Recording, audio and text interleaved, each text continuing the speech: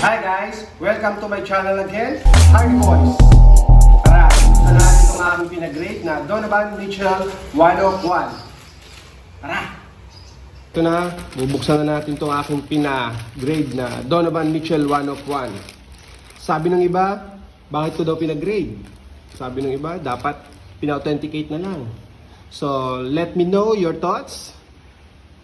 Comment below kung tama bang pinagrade ang 101 o dapat ay pina-authenticate na lang. So, come on. So, pero siyempre, balik muna tayo sa nakaraan kung paano ko siya nakuha. Panoorin muna natin to. Patrick Ewing. Uy! 1 of 1. Boss Hardy. Holy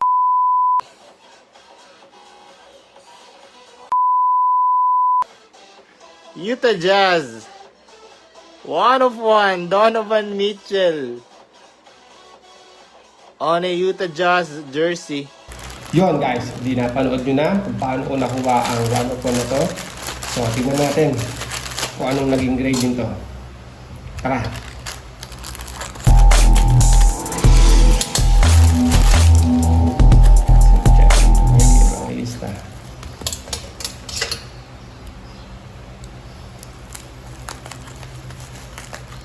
Sana maganda ang grade na nakuha ng 101 na to.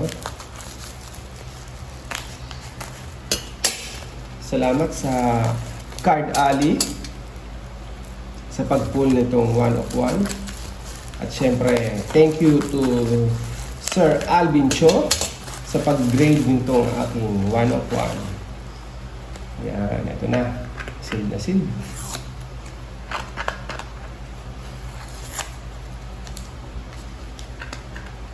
Bulagaan na lang. Kung anong read. Uy, nakatalikod. So, paano yan? Di pipintahan natin. Nakatalikod eh. Donruss, number 10. Mint. Donovan Mitchell. 9. Black 1 of 1. Yun, no? Napakaganda.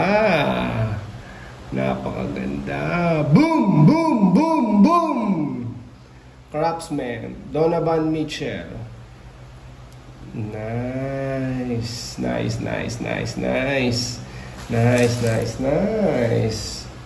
May kapatid na.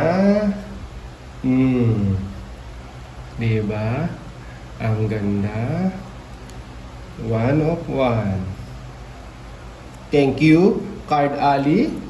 Thank you, Sir Alvin Cho. At eto na.